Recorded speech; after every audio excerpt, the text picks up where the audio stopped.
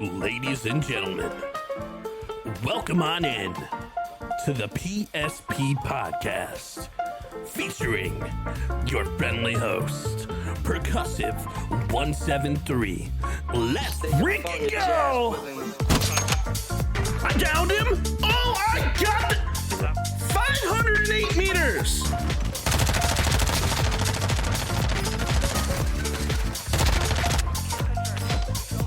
I'm pushing everything right now. Against the Lockman.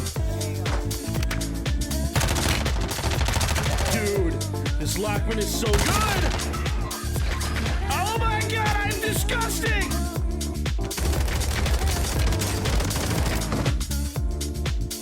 So what do you think about that play, huh?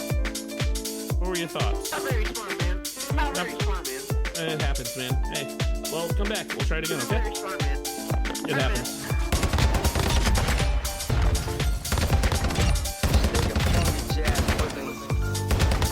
Shit.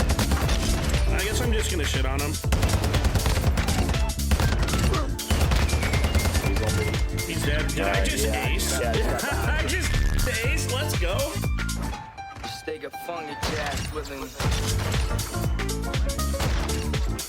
Easy triple. Ladies and gentlemen, it is my pleasure to have you be a part of the PSP Podcast. And I'm your friendly host, Percussive 173, and let's have a freaking party. Well, ladies and gentlemen, welcome on in. I'm your friendly host, Percussive 173, and it is a pleasure to have you guys in. The PSP stands for Perk Spreads Positivity, because my goal for this podcast is to spread positive vibes literally any way that I know how. And honestly, my goal for in the future, as I grow, is to be able to give back to the community, to give back to you guys however I'm able. And I'm very, very excited to for tonight's podcast.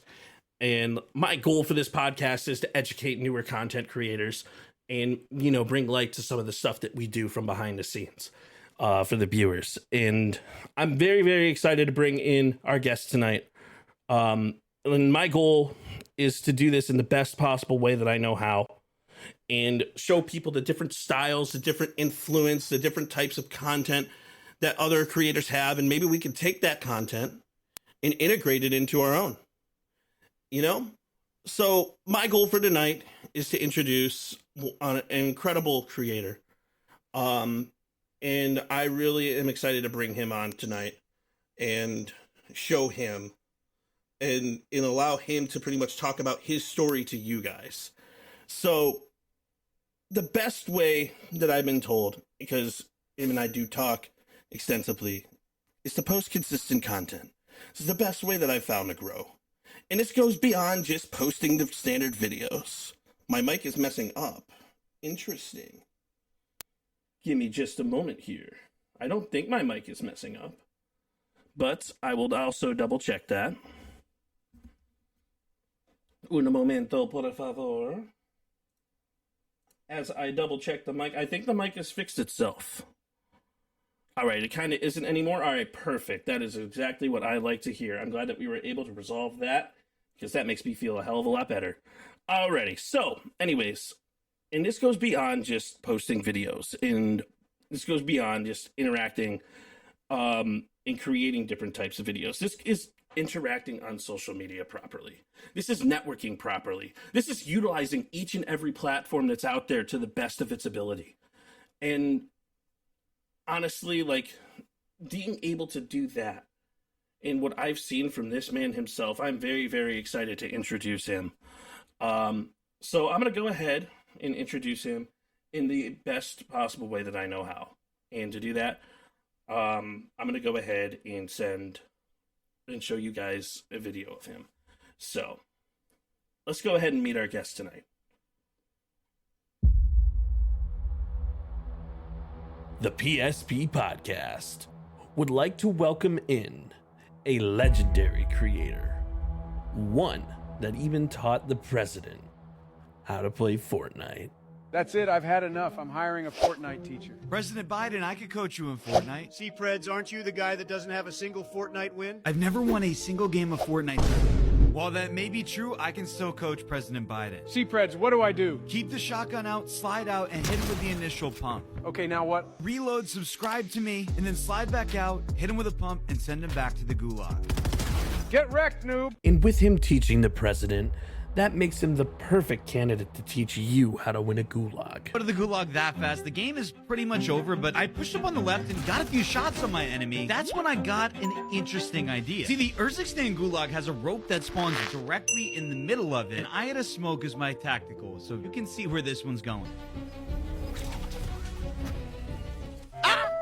And whether he's teaching us how to get out of 1v3s. So in this 1v3 situation, my teammate just goes down in Ashika Island, and I decide to fly in there and 1v3 and save the day. But I decide to slide down the staircase and push in because that guy landed in through the window. I see that jump around the corner, see him laying in the bed, and I'm like, hey, time to put you to sleep with my striker and my aim. Or even clutching a 1v5. Oh, there was only one thing left to do.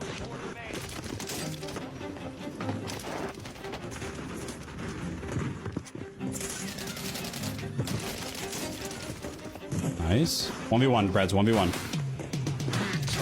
Oh, he's hit a thing! Let's go, Preds! You can clearly see the art of storytelling in its purest form within his content.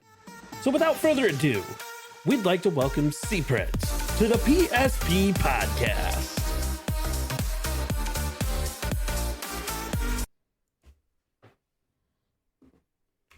Hey everybody, how we doing? I'd like to welcome on in CPreds. CPreds, how you doing tonight, homie? Perk, thanks for having me, man. How we doing? Doing great.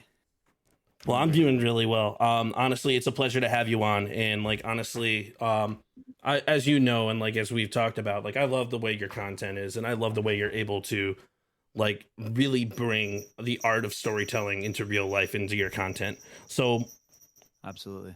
And why don't you tell us a little bit about yourself? Why don't you let the audience here get to know you a little bit? Yeah. So we'll kind of just start with what I spend most of my time doing. So pretty much spend most of my time doing two things. That's teaching and then just making content, streaming, playing Call of Duty, a little bit of Fortnite. I spent a lot of time doing that. Pretty dedicated and focused on that right now. But, you know, if I ever do have any spare time, which is pretty much never, you know, I like fantasy football, things of that nature. If I can ever get into like philosophical debates, I will. Doesn't really happen in COD, you know, but if I can, I will. Oh, absolutely. And like, it's fantasy football is a really good way for me to kind of like, I can't hear you if you're talking. Oh, that's right. Because I'm not talking in the Discord. No, but honestly, like fantasy football is really fun, man. It's a great way to kind of like relax after like a hard week's worth of like creating content and like doing what you do. So yeah, you're a teacher, right? Yes, sir. Teacher in the day and a COD teacher by night. I like to think I'm doing one and the same. Realistically, it's like we're teaching the youth during the day, maybe about World War II in history, and then we're like reenacting a cartoonish arcadey version of it at night, except without the implications of death, right? Like that's really what it comes down to. Oh, that's really interesting. I never thought about it like that. It's a thing you got to think, you know, what's your secret identity? Now, see, that's a question everybody wants to know. What's Perk's secret identity? I've been wanting to know. Oh, the answer is I'm Batman. I knew it. Hold on. The whole time, right? So where did the name CPreds come from? Where did that originate from? So my first name is Chris, so there's C. My last name was hard to pronounce. Won't get into it. Some people in the chat are listening might know it, right? I mean, especially if they know me IRL. But honestly, the funny thing is my streaming name was almost Predsticks. Low key, I kind of feel like that would be a fire streaming name. Like, dude, real talk, yeah, that would be fire. It's actually kind of fire. But we didn't go with that. When I was in college, like all my social media, like right when I went to college, all my social media handles were Predsticks. And I was like, when I went to college, I was like, I'm a mature 18-year-old now, man. We can't be having these cringy, childish usernames. So I got to college. A lot of people actually said they liked the username. You know, they were like, it's not bad. I was just like, no. And then people started calling me Preds and CPreds for short. Just went with it, man. You know, that there's not much of a story other than that. So, But that's still an awesome name, though. That like to be able to come up with that and then to really like take the next step and like define what you've been doing as a COD educator, I think is one of the coolest things ever. Like one of the things that I've noticed within your content, and like it's kind of like the baseline of this podcast, is every time I watch your content, whether it's an 8-minute long YouTube video or a 30-second short or like a 2-minute long TikTok post, there's always some sort of story that kind of intertwines itself within your content. So yeah. what made you go from going to just a COD game where everybody's like boasting about clips in the past and like, hey, I'm the best sniper in the world, or hey, I'm the best SMG player in the world, or I'm the number one player? What made you go to storytelling? It's a good question. To be honest, I think it's out of necessity and like innate nature. So like for me, what gets me curious and fascinated is a good story. Like if I see a good story on TikTok or YouTube, I got in a rabbit trail last night. I'm hooked, man. I got to find out what happens next. And I got to compare myself to that. I was somebody who I always got hooked in like English class, man, like Lord of the Flies. Like, you know, think of all the classic stories like that. I'm trying to think of like all the like classic literary stories, like The Great Gatsby, right? Seeing yourself within that character, within the story, has always been something that just captivated me. So it just came naturally, really. And I just wanted to have that skill. When you think about content creation, storytelling is one of the most difficult, most intricate skills that you can get. And I've spent almost 2 years working on it. And it's just something that like I can wake up every day and I just want to tell a better story than I did the next day. And sometimes the stories aren't as good. Like maybe one video isn't as good as the last one was. Maybe the hook doesn't resonate with people. People think it's a little clickbaity or it didn't make sense to them. But there's thousands of people that it does make sense to. And that to me is literally what it's all about, is how can I take this concept in Call of Duty, whether it be a new meta loadout, some endgame clutch, like the most recent one that I posted today, endgame clutch. How can I make it relatable? How can I put somebody in that moment and make them feel like they're actually there? And that is really what keeps me going.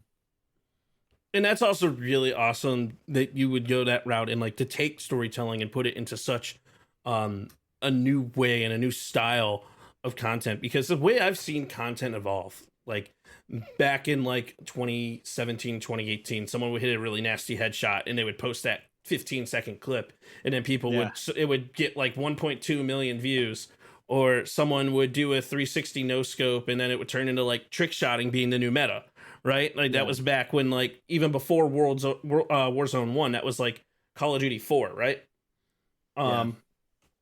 So to go that was before my time, but yeah, I know what you mean. Yeah, like the FaZe Clan era, so to speak. Absolutely. And like it's really cool to think about like the evolution of content and the evolution of like Call of Duty content in general. And like that's something that I kind of pay attention to, because I may not look at it. I haven't been streaming for as long as you have, obviously, but like I've been paying attention to content for years, and it's really cool to watch and really amazing to see the evolution of it in people that have changed the game.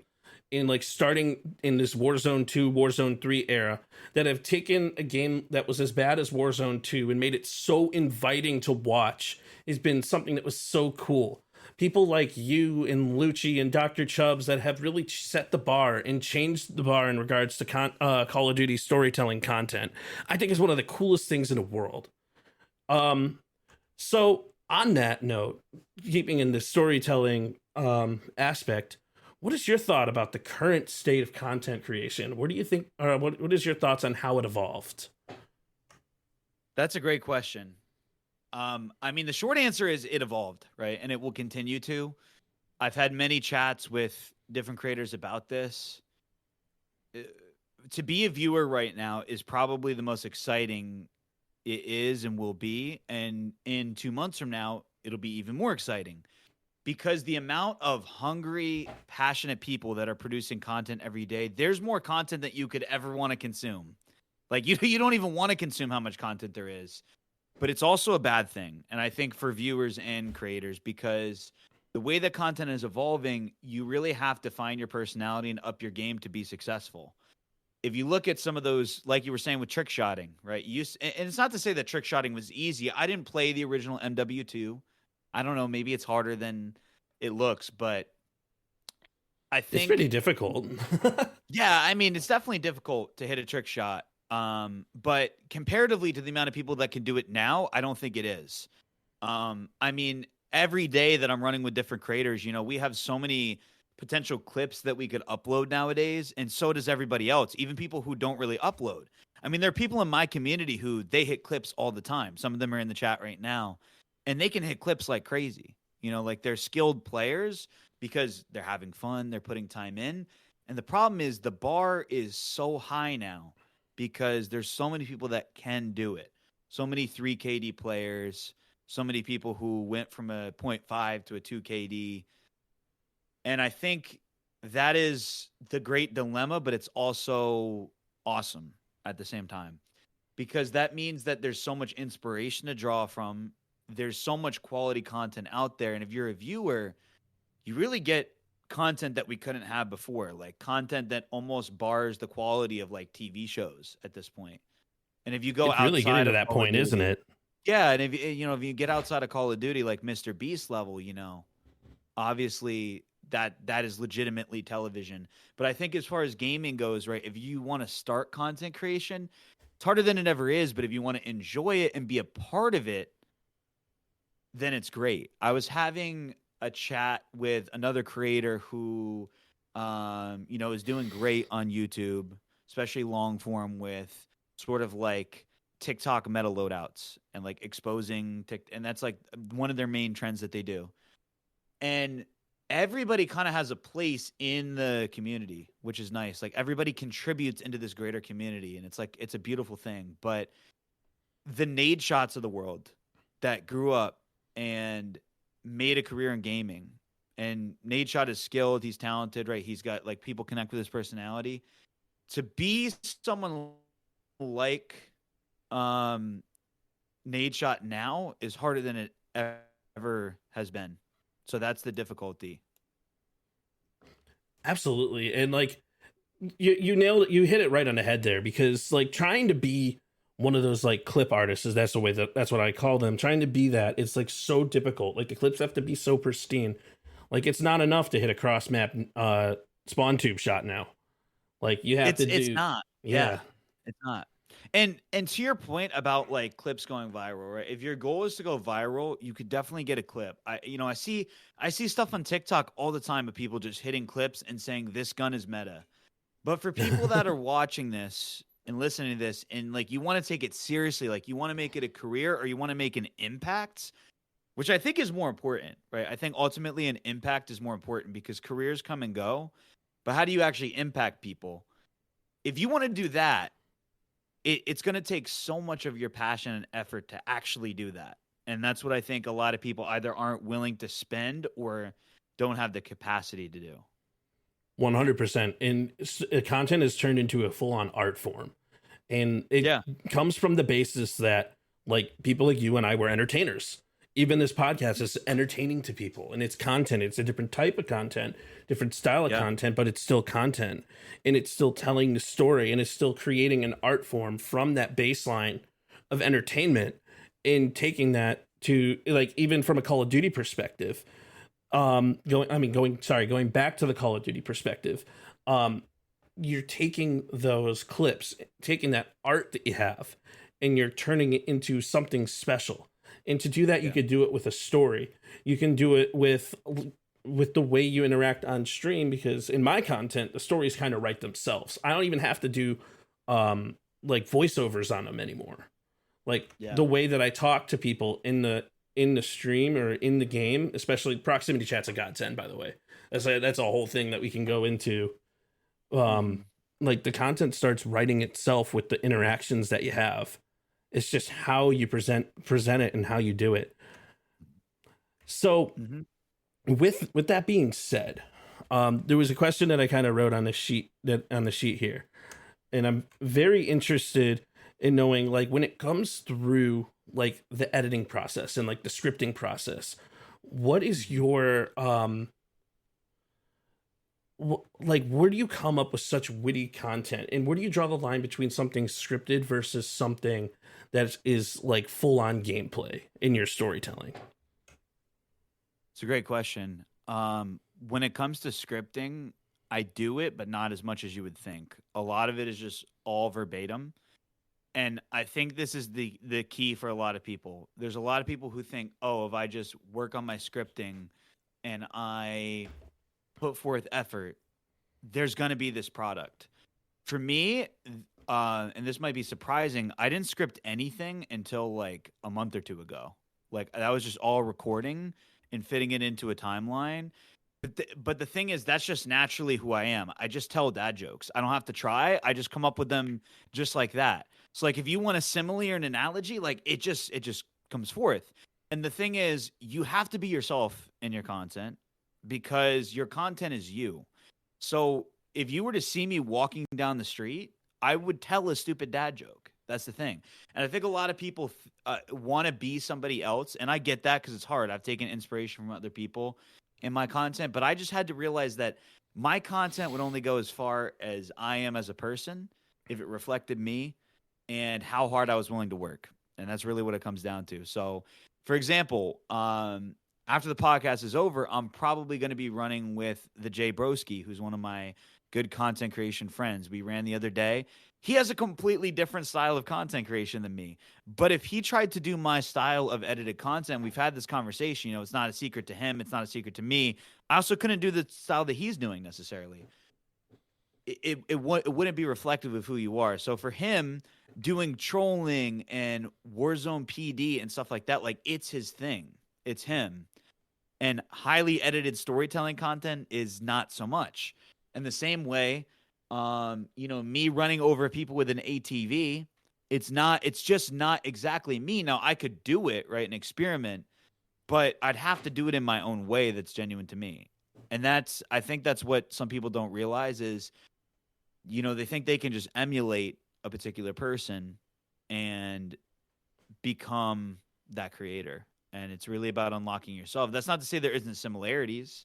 Like I've had a lot of people say, oh, your content reminds me of Corrupt or Lucci or, whoever, Stony, any of the very popular storytelling Warzone YouTubers and TikTokers. But at the end of the day, it's like for me, I try not to watch too much of anybody else's content and just try to think, how can I tell a great story that kind of reflects who I am? And if it's similar, but I'm not trying to do it. It's just me. And that's it. And that's a really important point for like any content creator. If you're trying to do anything with your own content and evolve your content, you need to develop it as yourself. And yeah, like, for example, I've tried storytelling. I'm okay at it. Like, okay is the word, but like, that's just not the way my content works. Like for some reason, for some unknown reason, because you're the one who's like kind of helped me with analytics and understanding analytics. When I look at the analytics of all my content, the trend that I have is when I start utilizing my voice. Like when I start going into my narrator voice and I start going through and talking about this is the game. So for some reason, people like that. And it fits my persona. It fits who I am. And it's still developing. And obviously every single day we learn so much more about ourselves in the realm of content. Yeah. So like what tips of the trade do you have for like a newer creator that's trying to learn how to find themselves in the realm of content? And this doesn't have to be just Call of Duty. This just mean in general. Yeah. Any of the things I would say I think would apply outside of Call of Duty. You can apply it, I think, in whatever niche, like everything I've said and everything I will say. But of course, yeah, maybe it applies a little more in Call of Duty. I think if you're a newer creator and you're trying to find your voice, it's going to take time. And this is going to sound harsh, but you might quit before you're actually there. that's actually not worded strongly enough. You probably will quit before you're actually there. It's If not you easy. look at, yeah, no, it's not. I mean, and if you look at kind of like where I've gotten in 2 years, it's no secret to me that like it's a huge blessing, and it also took a lot of sacrifice. I mean, like for example, I haven't slept in 24 hours, and I do stuff like that not because it's like, oh, let me, like I'm aware that it's probably stupid what I'm doing, but I'm doing it because it's like I want to succeed so badly, and I want to do what I'm doing because I enjoy it, that I don't even think sometimes about sleep. And that sounds weird, but that's kind of like it fits into kind of like what I'm saying here, which is where I'm not saying stay up all night and you'll become a successful YouTuber. That's not what I'm saying. I'm saying most people probably won't discover their voice because they don't give it a shot, or they just never get there. And that's the tough thing, is to really find it. You've got to connect with yourself. And before you even look at analytics, you have to make content that you are enjoying, that you connect with, and that you think reflects you. And that took me, months of experimenting. I posted YouTube shorts. I've deleted most of them now because they are cringy. If you are watching in this chat right now and you know what I'm talking about, don't go back and watch them. No, but Do it. They're they were amazing. bad. No, they're not. Like if you look at like when I made my YouTube channel, I think it was like January 2023, unless I'm going crazy. No, it must have been 2022. It was not 2022. It had to be 2022. Yeah, Because I've been following you for 2022. over a year. Yeah, so it was definitely 2022. At first, I didn't post. That's the problem. You're never going to find your voice as a creator and what value you can add if you don't try. Like, and when I say try, like you have to actually try. And also, if nobody knows who you are, they don't know who you are, they don't know your content, and it's not good, because a lot of people, when they start out, your content isn't good. You're never going to get that consistency to actually get somewhere. Like when I post a YouTube short now, I have a huge advantage on anybody else that's posting one, because people have seen my face. They've probably watched multiple of my shorts already that month, just based on the analytics that I'm in analytics all the time. I know they've already seen me before, right? So I have a higher chance of them subscribing, a higher chance of them actually watching my video. When you start out, you don't have any of that. You don't know what you're doing. It's time, it's effort, and I think it's studying and committing to it. Like if you were going to study to become a pilot, which is a hard job, right? And you got up in that plane, right? And you said, I'm just going to fly to Atlanta from New York. I'm just going to land it. It's going to be fine. You don't know any of the controls. You don't know at all how to navigate through the air. You don't know any of the math that goes into that.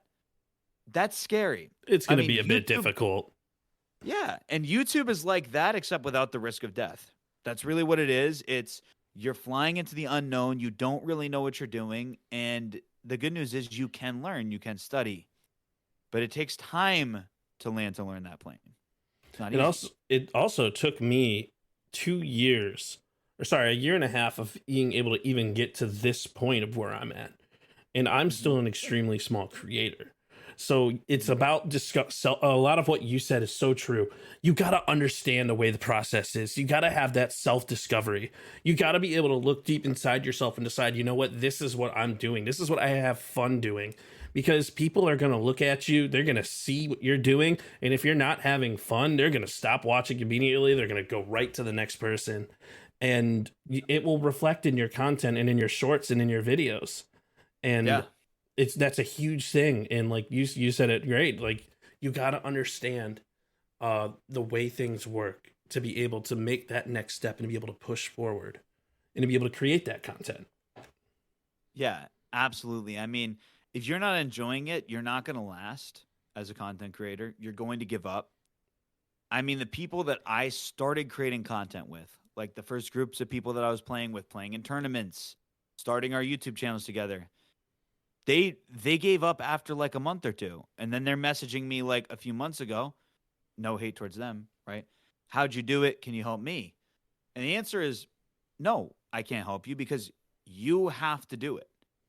I spent like 14 hours straight yesterday just editing. It's like, people got to understand it's not easy and not everybody's meant to do it. And that's okay. That's totally okay.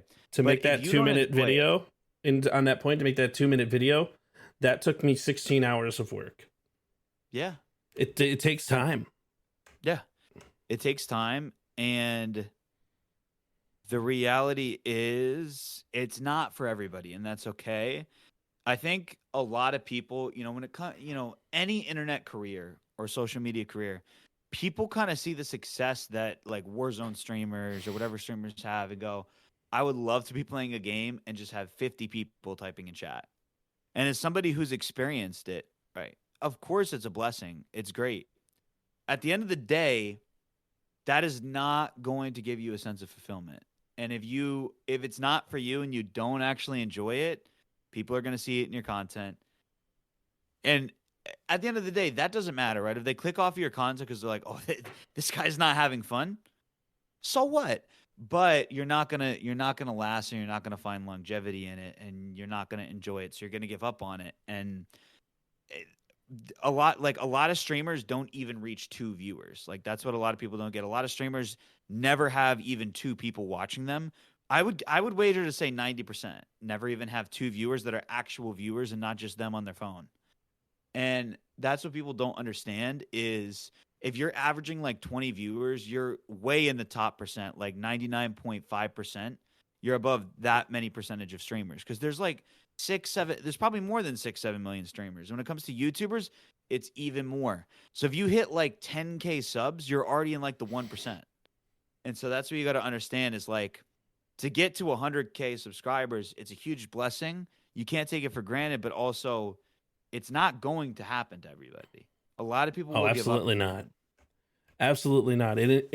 It's very, very difficult, even like where I'm at. I've been streaming for a year and a half. My biggest platform has 892 followers on it. And that's not a diss on any of my followers or any of my personal account. I'm just kind of using that as like a kind of number. Yeah. And also, like, what's really interesting, and I kind of want to bring this up, it's a level of perspective and a level of goal of where you want to be when you create your content. Some people don't have the time to put forth to be full-time creators. Like, for example, I have 4 hours a week to edit, and I'm only able to post 2 to 3 videos a week, and I would love to edit more, but sometimes the scheduling doesn't work like that. Versus someone like Shady or you or Bad Bear that has that went into content full time and has that ability and has the time to actually take the edit, and they become good at it because you're honing your skills with everything that you're doing and every day, and to add the storytelling to that content just makes it that much better. And it really is holistically you, and that's what I've seen in your content is the storytelling is just incredible because it's really your personality coming out into the video and even translating that into the stream. Yeah. No, 100%. And I think one thing I want to note about that is most people with my schedule probably wouldn't have made it work. I mean, I wake up at like 5 a.m. I don't come back in the house till 6 p.m. most days. Some days it's worse. Like some days I'm out of the house longer than that. If I go to like a church group on that day, I'm not in the house at all till 11 p.m. So I had to sacrifice to pay editors or sacrifice sleep. And for a while I was sacrificing sleep, and now it's just both. And I think what a lot of people, and to your point, if you can't make it work, don't make a stupid decision or hurt yourself, especially if honestly, where I am age-wise is probably like the only time you could do it, because if you're super young, you need that sleep to develop. And if you're, like 30, you also need that sleep because it's like you can't do that anymore. But I know where I'm at. I can sacrifice the sleep for now. And then, of course, I'll fix it. Like when I get a little older, I'm not going to do this forever. But I've been doing it about 2 years. And definitely it's taken a toll. I mean, right, I'm not in the best shape of my life because I don't do what I should be doing for my body. But if you look at a lot of the streamers that have been successful, what's the one thing that they had in common? Because there's a lot of differences between them, right? If you look at, for example, like Cypher PK, if you look at like Courage JD, and there's many others, right? They're very different people, personality-wise, the type of content they make. Maybe they make more informative content or challenge videos or trolling, right? But one thing that all successful creators have is that they don't give up and they just don't make excuses. And I think when you're working a job like myself that's 60 hours a week, I see a lot of comments on like Facebook and TikTok. Well, of course you have a 3 KD and you have the meta loadout because you have time to do that. And it's like, homie, I play the game like 10 hours a week max. And I know one of my good friends, Cup of Joe, he's the same way. He's got a job, he's got a wife, he's got a kid and 2 channels just like myself, and he posts TikToks. I talk to people like Joe all the time, right? That they don't have the time, but they make it because they just want it more than other people do. And that's what it comes down to. So I just wanted to throw that out there. In Orange Persuasion, that's a very good point that you brought up in chat. Consistency, passion, patience, and perseverance. In that's the way you move mountains. And it starts with self-discovery and self-growth. And is the way I like to describe it. It's your story, the way that you're writing it, in the manner of which you're doing it, and it's never ending. It's just continuous. You're writing a story that has no end.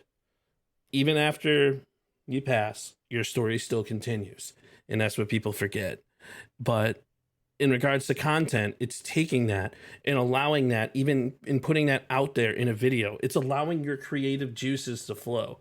And a lot of the times that happens to me, like right as I'm getting ready to go to sleep. And I'm like, no, I have to write this down. Yep. That is a big problem. In terms of like, it'll happen. That's why we're all sleep deprived. Yeah, I mean, to be honest, yes, because what a lot of people don't realize is like, a lot of people are like, yo, it must be great to be a content creator, man. You're famous, dude. You got nothing to worry about. Like, you could just sit all day and make videos. Yeah, I wish. You never turn off.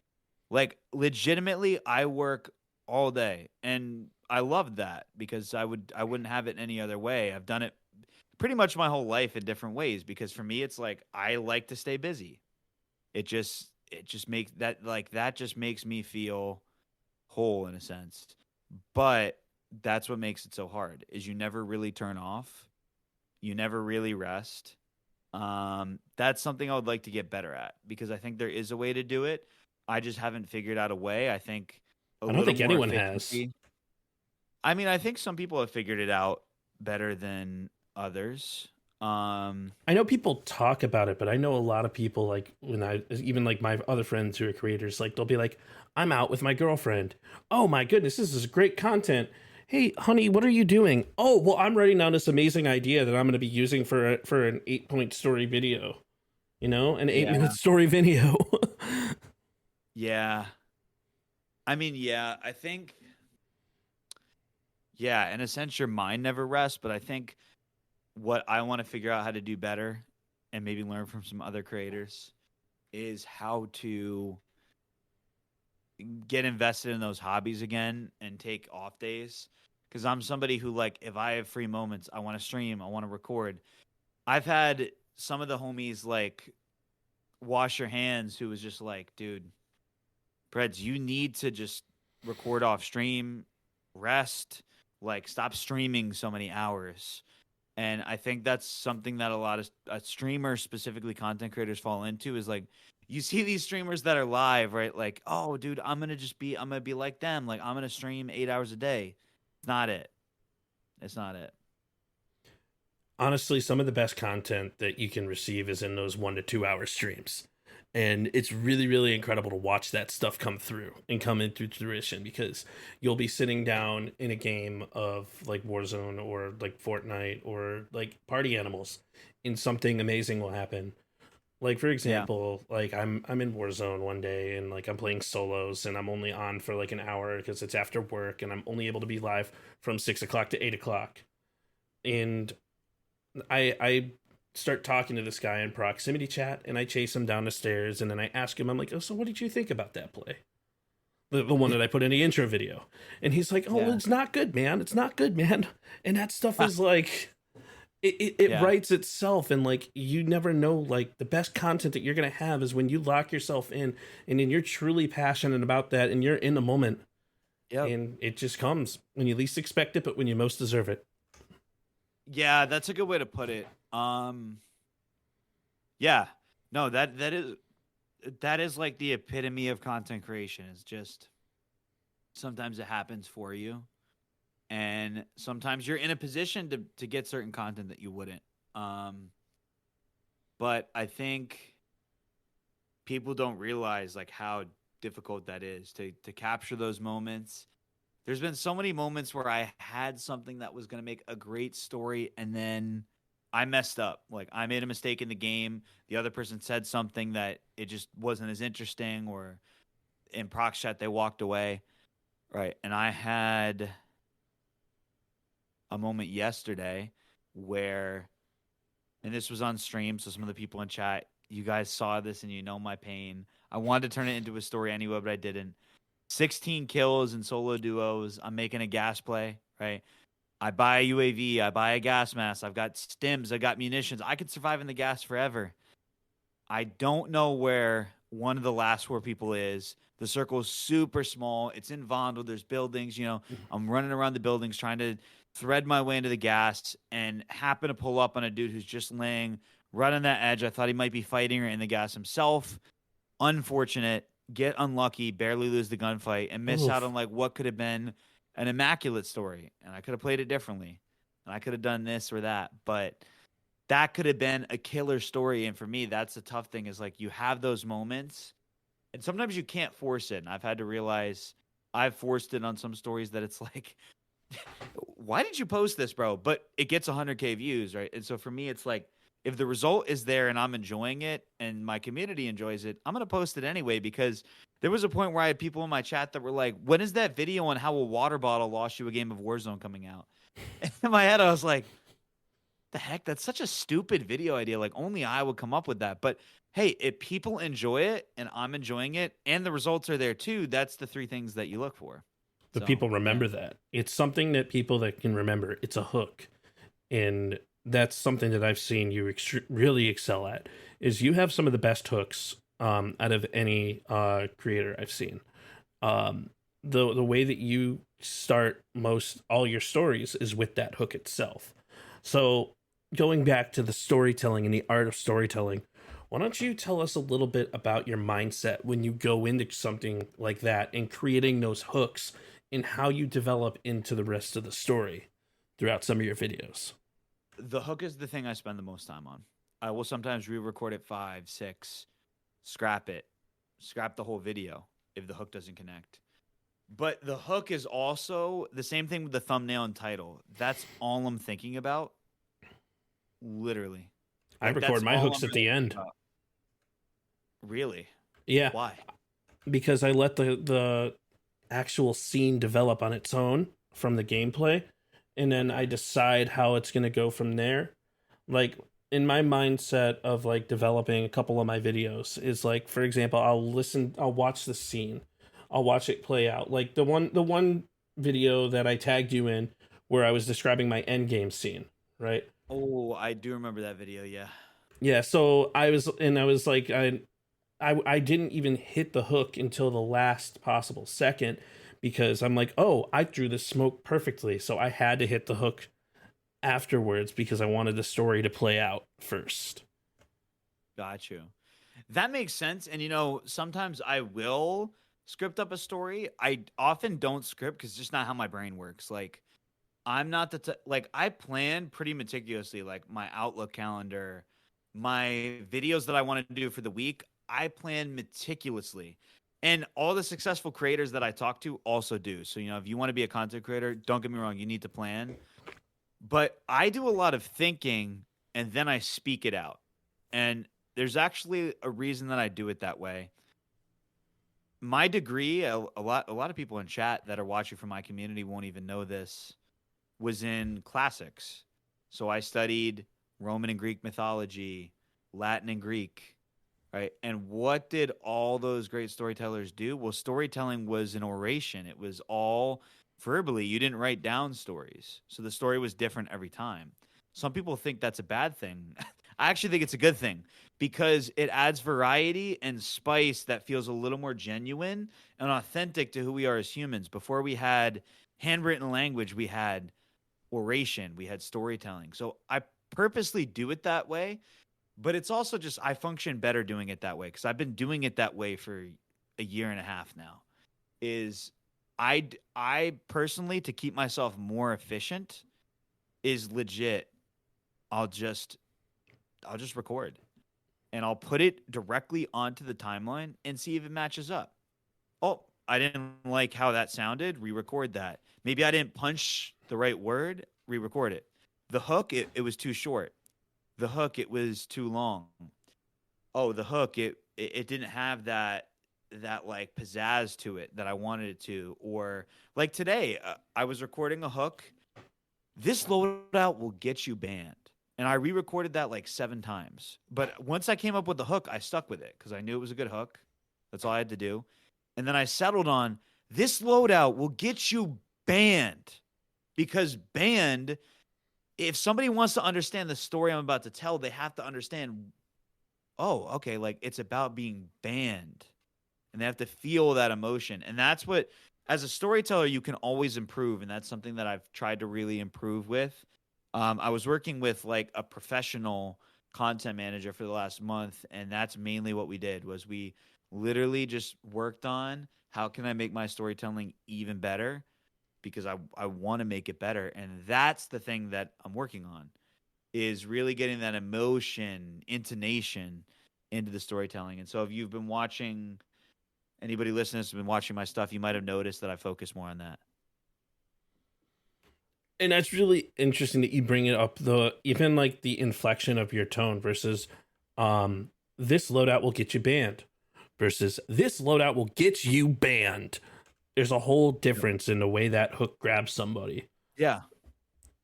Like intonation, 100%. Like looking at the way things are, like speech is a very powerful tool. It's so powerful. Yeah, so powerful. I mean, think about like even from childhood, right? You can feel emotion and like the way that even like a child who can't speak, right? They can still use that emotion to communicate. And so people don't realize how intuitive people are. But I think another thing about hooks on YouTube, especially, people don't realize that nowadays, like your hook has to be so good. All of my hooks, ideally, are less than 2 seconds. I try to time them for a minute and a half. No, sorry, a second and a half. That's every hook. So I want it to be 5 to 6 words. And then I get right into the story.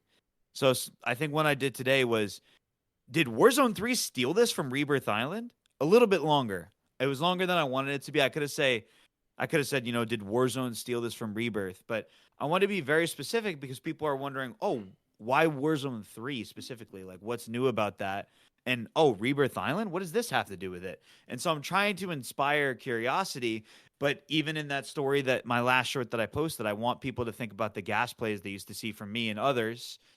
And that is a part of the story. So the hook there is, yes, it is an element. Like some people would use the word clickbait.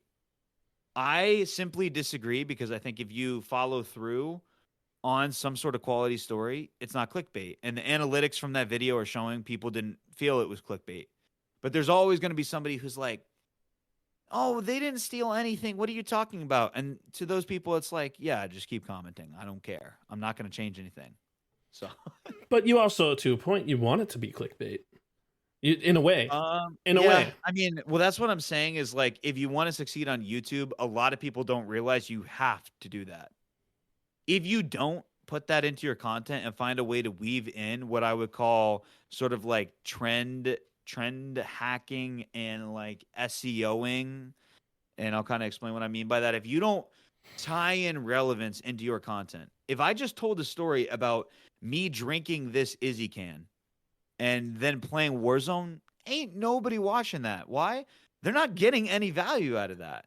There's maybe some entertainment, right? But I want people to get entertainment value, curiosity, humor, all of that. So how do you do that, right? If you make a YouTube video, like a long form video on you winning a game of Warzone, nobody is watching that. Like nobody's clicking on that. It has to be a loadout. It has to be a strategy, settings. Why? Because that's like you have to tailor it to what the audience actually wants. And so if I could have my way, right, I would make stories about the most random stuff. But it's got to be what the audience wants. And how do you know? Analytics. That's how you know that that's what the audience wants. In one of the videos that I have planned, because like since you're talking about hooks, It's also a little inside knowledge here, chat, if you guys are looking for something that's coming up. One of the gameplays that I had where I was playing a game of solos in one was where I went and I hid behind this like little. I took high ground and I hid behind something and I let two players fight it out. Some people could arguing that it's camping. Some people could arguing that it's actually smart in positioning. So my plan for that video is camping or positioning. What do you call this? Or something like that. And it's not actually what my hook's going to be, but like you get the gist. It's like that's automatically going to be like, oh, wait, is he actually camping or is he playing position? But let me challenge you a little bit. What if you take a little bit of a stronger hook and you say, like something to the degree of like camping should get you banned. Oh, my mic just fell over. Like something like that. You know what I mean? Like, and when I say take a stronger hook, like you want to really get people into the argument and debate of it. Because I think camping or playing tactically, you tell me, I might swipe off that. And here's why. It's like, why should I care? You know what I mean? And True. that's not as a disrespect. It's like, that's what I've realized is you have to show people why they need to care about the video. And to share your story, you have to cater it to what people are interested in. So I'll give you an example. Like one of my most successful shorts didn't even have a hook. I just got right into the story. I think it's sitting at like 1.2 million views. And it's one of my favorite videos I've ever made. And I made it maybe over a year ago now. I've reposted it like 5 times on TikTok. And every time I post it, like minimum like 70K views. So it's like the first time I posted it, it was like 800K. Like people really loved it.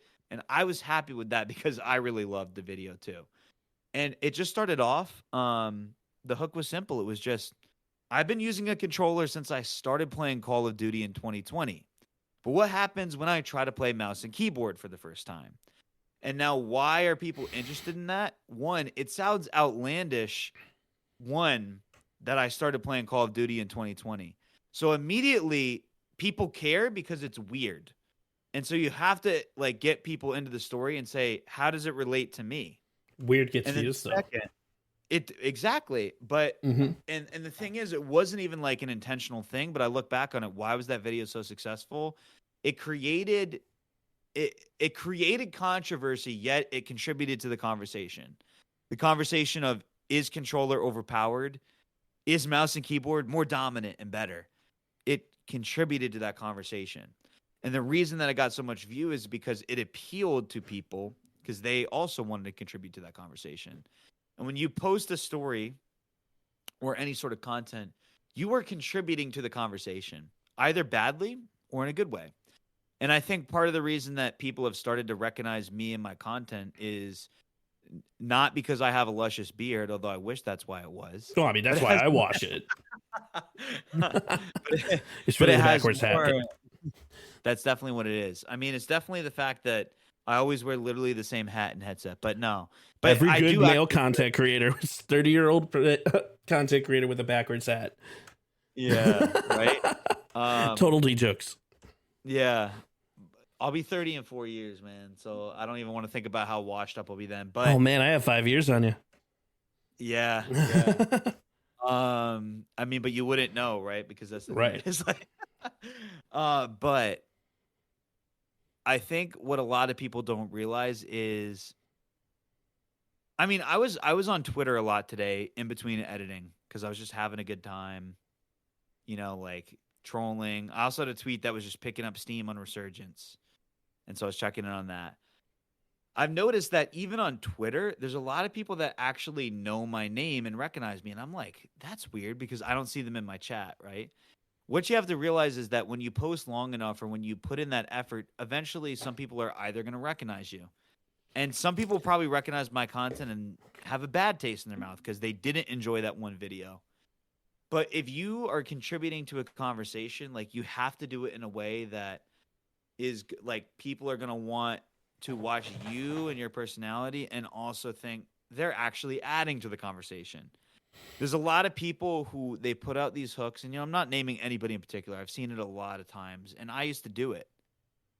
they just put out a topic that they know will stick, and they just throw it. And the problem is you're not actually doing anything. You're just using the topic to appeal to people. You're not contributing to the conversation. You're not really giving people a reason to watch you. And that's the problem. And so if you just post, this gun is absolutely broken, and you just post some clips of 3 guys who don't shoot back, and then you flash the loadout, what is that communicating?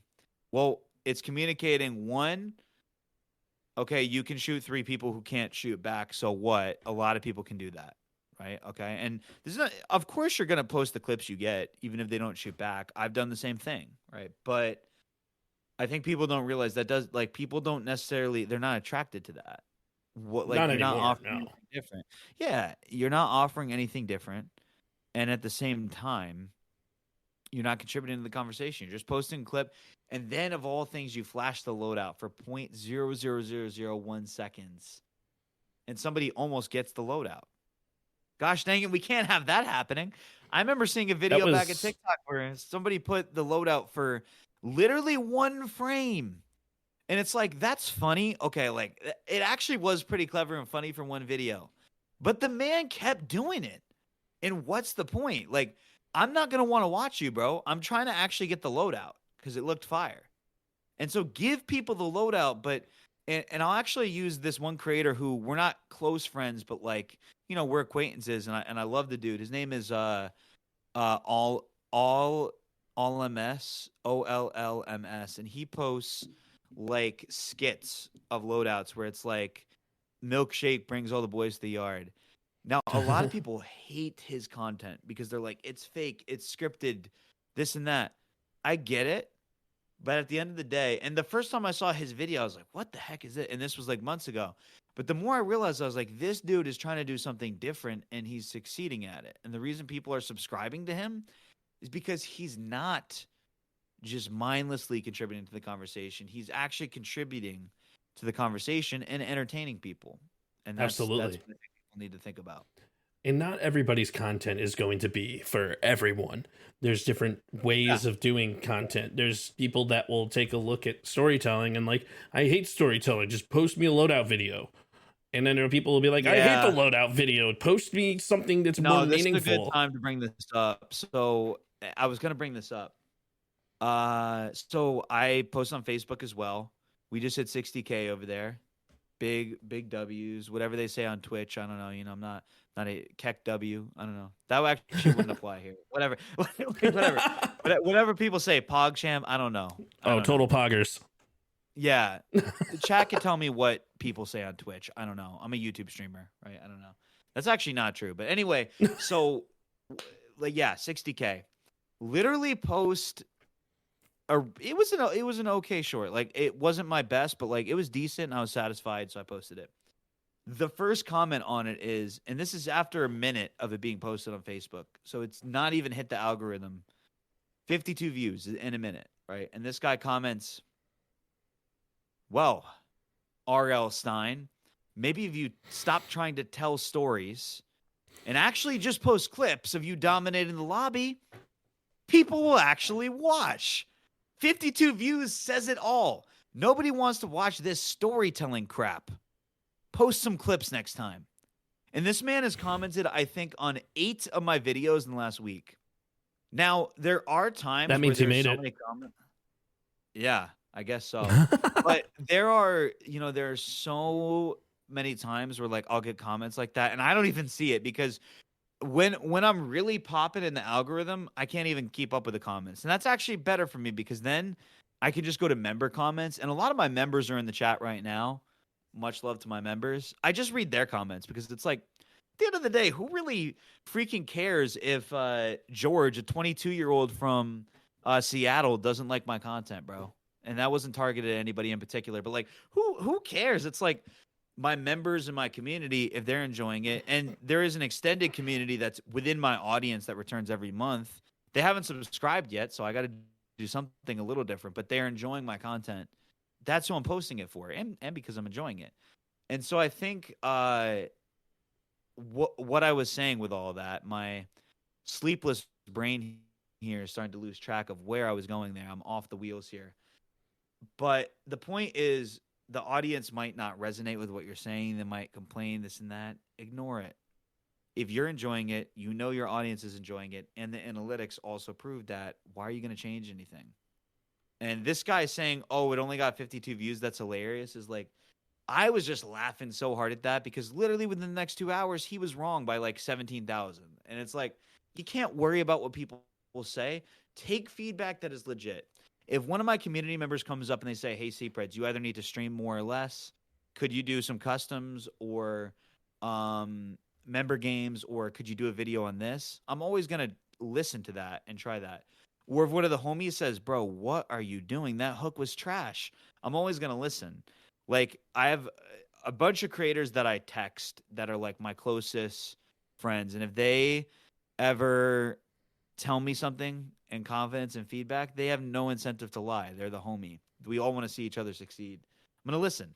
Some random stranger on the internet, if I am checking comments, which I try to do because I actually do enjoy engaging with the community. I think it's one of my favorite things about it. Even if they're not like in my community, don't take it to heart. So that all to say, like, yeah, storytelling isn't for everybody, but that was a funny anecdote that I just thought of from Facebook gaming. The comments are so funny to me, and especially on like when you have like a successful YouTube video, like the M4 video where I posted where I was trolling somebody for using an M4, and then the M4 community on YouTube got mad at me and started yelling at me saying, "Why would you troll an M4? It's there, it's in the game. Why are you getting mad at an M4?" And I'm like, I'm not getting mad at an M4. I'm trolling him and he was getting mad, and it was search and destroy, and I was doing it in a way because my whole gimmick is to troll people in a way that is respectful as all hell, and they just can't get mad at me back, and it's one of the funniest things. Yeah. And people love that. Yeah, and you gotta. My mic keeps falling here. This is my setup at my parents' house, so it's like we got a different background here. It's actually kind of better than my regular background, low key. Like, if I could put up something like that's besides the point. You see the basketball hoop, and you're all set. Oh yeah, I need to get that basketball hoop here. But yeah, I think you can't worry too much about what people say if that's your identity, right? Like if that's your identity as a creator and you love what you're doing, that's the main thing. Now, I've had a real talk with myself recently about pushing myself to expand out of Call of Duty. And so that's why I've started posting Fortnite on TikTok again. When I say well, I mean, you taught a president how to play Fortnite, so. Oh, yeah, but no, was not a good idea. The president should not listen to me. But that's an example, right, of like Fortnite for me. Because I love storytelling, my first Fortnite TikTok, it just happened to pop off by chance. Literally 4 million views on my first Fortnite video. And that blew my mind. Like, obviously, I thought it was a decent video, but I didn't think it was that good. And I think you could surprise yourself sometimes with, like, how things turn out. And literally that Fortnite TikTok, it was funny. That was right when back in the day when I signed with Dolcetto. And literally in the email thread were all the talent managers that were working with Dolcetto. They're emailing, and one of them emails and goes, "Yo, I saw your Fortnite TikTok last week. Like, that was an awesome video. Great job." And I'm just thinking in my head, this was around when Warzone 2 dropped. So it was like I posted that video, I think like I want to say January, February of last year. 2020, like the end of 2022, beginning. And it was still wild to me that somebody at Dolcetto had seen my TikTok, but it's not when you really think about like the influence you could have, but it also does come with like a negative side, of course. So absolutely. And so I kind of am curious because you and I are both COD creators and we play COD a lot. And like you talk about switching over to different games like Fortnite. Yeah. So I'm kind of curious your thought. What do you think my favorite game is currently? Your favorite game? Mm-hmm. I'll give you a hint. It's not Call of Duty. Even though I play Call of Duty every day. I guess it's arguably there's a lot involved in it. There's a game coming out in 2025 with it. GTA, I mean. Yeah, Grand Theft Auto is my absolute favorite game to play. I guess that wasn't so that wasn't too hard, I guess. It wasn't difficult, but like I love Call of Duty. Don't get me wrong, and it's a different style of gameplay. One of the big reasons why I wanted to actually kind of work away from GTA was the whole aim assist thing, and people are like, "Oh, you could turn it off," but it still is there. No matter what you do, it's still there. And like, I actually haven't downloaded GTA 5 on my PC because I'm waiting for GTA 6 to come out. Yeah. I was one of those because I'm like a tech nerd, cybersecurity guy, right? I like to find exploits. I like to find glitches in games. I used to do duplication glitches in duplicate cars and figure out how to do that just because GTA Online had that ability to figure out exploits like that or figure out wall breaches and wall hacks. I don't do that in COD because it's such an advanced game setup that it doesn't feel right to be able to do something in such a fast-paced game to try and figure out exploits like that. Yeah, that makes sense. But Grand Theft Auto by far is my favorite game. I'm curious, is Call of Duty your favorite game? Oh, it definitely is. I mean, I've never played GTA, believe it or not. I hadn't played Fortnite until I posted a video on it, but yeah, I love Call of Duty. I'm gonna stick with it even with like GTA 6 comes out. And like, yeah, I have a Fortnite channel. Hasn't been too successful, right? I'm at like 1,500 subs over there. So like by where I would want it to be, I mean, I barely posted on it in the last 6 months. I think I've posted like 2 actual new videos. So I'm not really surprised that I haven't grown on it because I haven't really been prioritizing it. But yeah, no, Call of Duty is my favorite game for sure. I will continue to play it on my main channel. And when GTA 6 comes out, I think what I'm going to do is I'm either in the process of creating my own Lego Fortnite channel, or I'm going to just put it on my Fortnite channel and then make that into my GTA channel. But I don't know. I mean, I already have 3 channels and I just think it's a lot. So I think I'm probably going to make that other Fortnite channel into, like a Lego Fortnite, GTA Fortnite channel and post everything over there. It's just kind of hard to say. But one thing that I wanted to say with the Fortnite topic was one thing I've realized is it doesn't really matter what the game is. It just really matters about your drive and your storytelling. So I could switch games and I'm going to take a hit because obviously it's crazy now to the point where like I was in solos the other day teaming with people on Prox Chat and somebody literally recognized me. Like they were like, "Oh, you're a YouTuber, right?" Like stuff like that's been happening lately to me and I'm like, "This is insane." And it's cool and like that's why I want to stick with Call of Duty. It's like I'm building a brand in it, but I'm going to stay in Call of Duty and build a brand in other games. And I eventually want to do some type of storytelling around like true crime or history. It's a lot to do. So when I'm full time, because it's a matter of when, I think, for me in terms of like what I want to do, that's when I can really get into all the nuances and trying different things. But right now it's like kind of got to stick with my main channel, especially since there are times where like I'm still editing everything. Like the last month I've edited like every video that's gone up, and so it's a lot to do that with streaming and a job, but it's rewarding and we'll see where it goes. So I kind of want to switch gears just a little bit and move on to the next section. So I kind of want to talk a little bit about analytics, and I kind of want to reference analytics in 2 different ways. I want to talk about analytics as a seasoned creator versus analytics versus a newer creator. So let's start with the newer creator. As a newer creator, what analytics should you be focused on, in your opinion?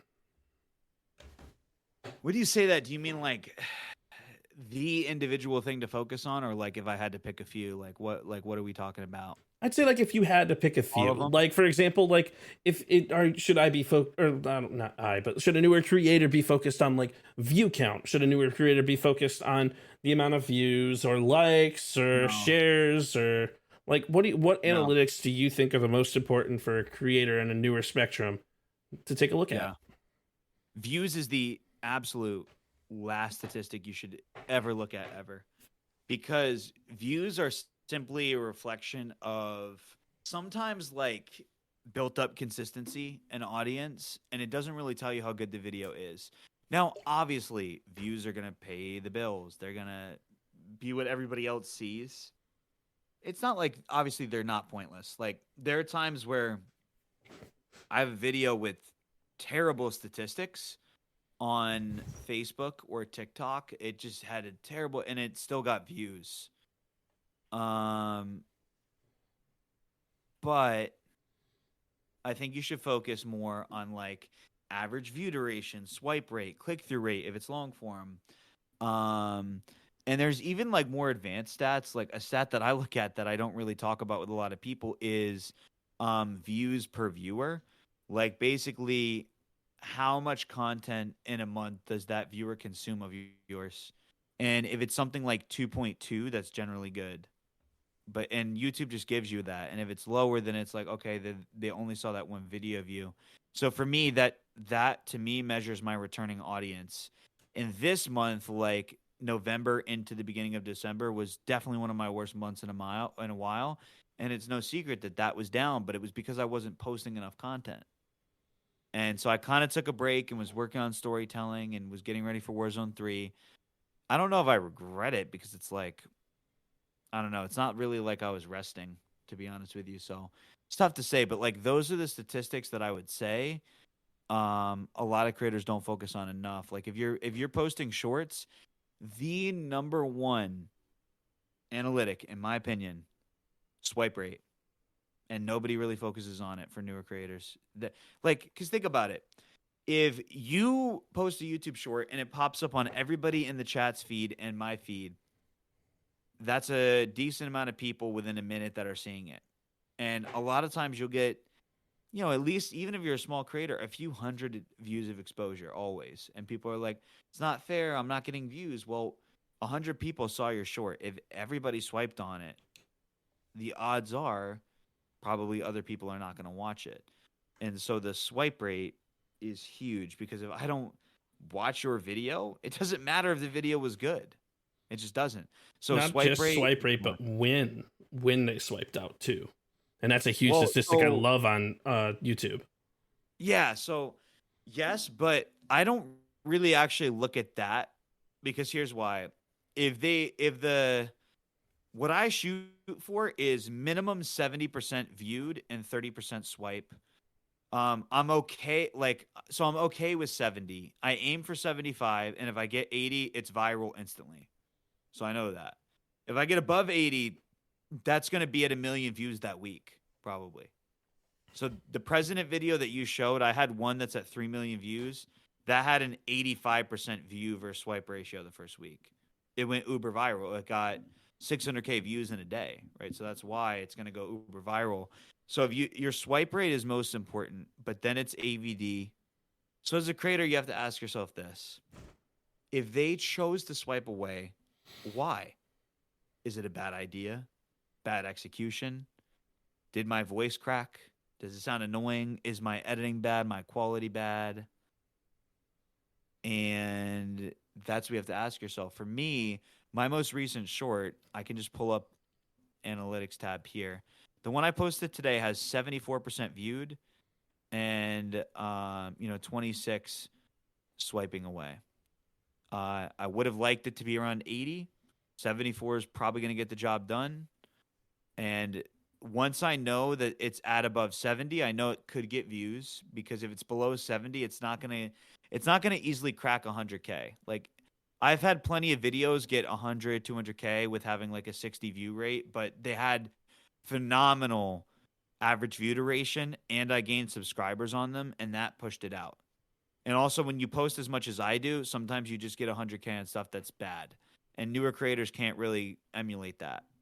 But the next thing is, and if we're going through like all the tabs, right? When you look at a video, you want to look at the reach tab immediately. Did my idea resonate? Did it reach people? So if it's long form, it's click-through rate. Did it reach people? Plain and simple. Was it appealing? That's basically what it's asking. Was it appealing or relatable? And if the answer is no, make different content. Unfortunately, that's what you have to do at first, because you're probably not going to, without that, you're not going to get initial views. Next, you go to engagement, right? Watch time and average view duration. If you're for shorts, you want to have that close to 100% if it's 30 seconds or lower. If it's not 100%, you probably could have done a better job. Like I posted 3 roughly 30-second shorts in the last week. They all had like 92 to 130% AVD. and they're going to get pushed because of that, because the swipe rate was around 70. It was okay. And it's going to get pushed. But the video that I posted today, it's at 50 seconds of watch time on average. And the video is a minute. So people are watching like 83% of that. And the watch time is reflecting that. It's at 200 hours of watch time already. Just post the video. That's what I look at next. Next, I look at audience. Is it returning viewers? Is it brand new? And how many people subscribed? And so right now, the short that I posted today, if I look at, and I have to like go full screen here, the amount of people that watched my content that were not subscribed, 66%. And it still had numbers like that. But that doesn't tell the full story, right? Those people might have seen my content before and they just chose not to subscribe. Maybe they don't subscribe to people very easily. Maybe they're like, his content's okay, but I don't really identify with it. That's okay. I don't really want them to subscribe unless they really feel compelled, because they're going to keep seeing my content if they've seen it before, most likely. And that's a big thing with me too. I want people to subscribe or follow if they want to continue seeing my content. And like, I want, and to do that, I have to post the right content. I have to post the content that I like to post. Mm-hmm. And that's what I've noticed gets the best AVD in best statistical views.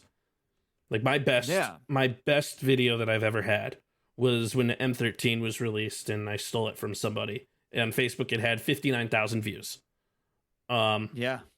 And that was just views. But it was a 2-minute and 58-second video, but people stayed for 98% of it, and it kept getting viewed. It had 25 likes at 50,000 views, but the likes wasn't even the thing that pushed it. It was the fact that people stayed and people shared it and people were just commenting on it, saying like, that's so mean. Yeah. So comments on Facebook, well, comments on every short form platform, they will make a video go viral. My first viral video had a lot of comments. Like it had 300-400 comments, and that is part of the reason it went viral. So there's some, I don't know if I want to reveal all my tricks, but there's some little tricks to get some people to comment. I don't know if I want to, I might reveal it, but I think the thing only is, if you like, feel compelled. Yeah, you got me. But I think the thing when it comes to subscribers is on short form, subscribers and followers really mean nothing. And what I mean by that is on TikTok, the only reason I even want followers, and this sounds weird, is literally to get brand deals so that I could pay my editor. That's the only reason, because it means nothing. On TikTok, I could post the same video twice and totally different people would see it. And that's how TikTok works. YouTube, it's different. It pushes to an audience that it knows will like your content, and that's why consistency is important on YouTube and Facebook too. Because when I post something on YouTube and Facebook, I rarely if ever get a flop. If I get a flop, I know it was a stinker of a video on YouTube and Facebook. TikTok, it could happen all the time. And I think that's what people don't understand is like, now subscribers on YouTube, yeah, they mean more. But, I have 125,000 subscribers, and a lot of them never see my long form or lives, right? They just see my shorts. And so that's where I say it's kind of a vanity metric. But I did see a question in the chat that I actually thought was relevant here. Sure, go ahead. If 55% swipe rate is decent for a small creator, I would say the problem with that question is that it's flawed.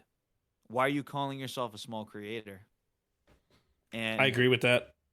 Why are you sort of like moving the moving the post or whatever they call it, moving the field goal? I don't even remember what it's called. Mentality is key. Yeah, it is, but also here's what it is, right? Is YouTube doesn't see you as a small creator. A lot of people think that it does. When you have a video that hits some of the analytics that I'm talking about, it will go viral.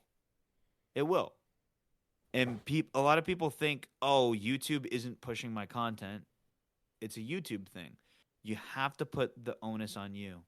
If your video was good, it would be getting pushed. And that's not like an insult, because some people, and like I can speak for Oranges, right? Oranges has sent me some of his content. He's one of my mods.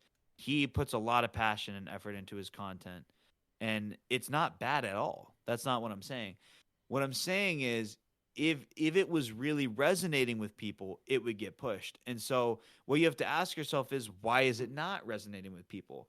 And that's where you slowly up the quality or change things a little bit at a time. So change your text captions, make them easier to read.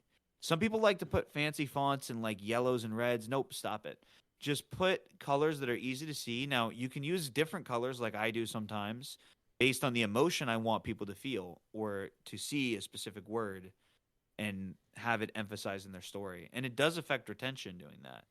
One of the interesting things. Oh, Yeah. Go ahead. Finish your state. No, all I was going to say is like, it's not resonating with people. So figure out why. It's not that it's bad content. It's that it needs to be tweaked. So, Of course. And tweaking content is extremely important. With one of the videos you helped me out with way back in the day, where I was falling out of the sky and I was there was a trail of red, and that video where I found a bush Wookiee and I had like 4 kills on solo kills or something like that, but I was telling a story. It was my 3rd storytelling video that I ever did.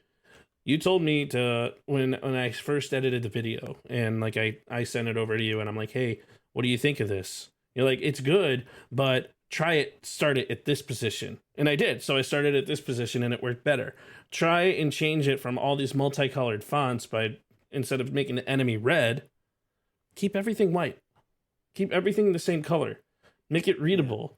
So I changed that text and I put everything in the same position, and that video did very well. is this the RPG video? The RPG video, yeah. Yeah, I do remember that. Yeah, that one did extremely well. For the value of my content at that time.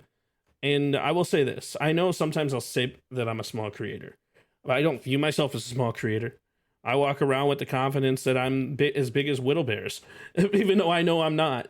Like, and the reason why I do that is because, like, once I get a handle on the content that I want to post and the videos that I want to make, that's when my content is going to really start to flourish. And it's a learning curve, and it's an extended learning curve.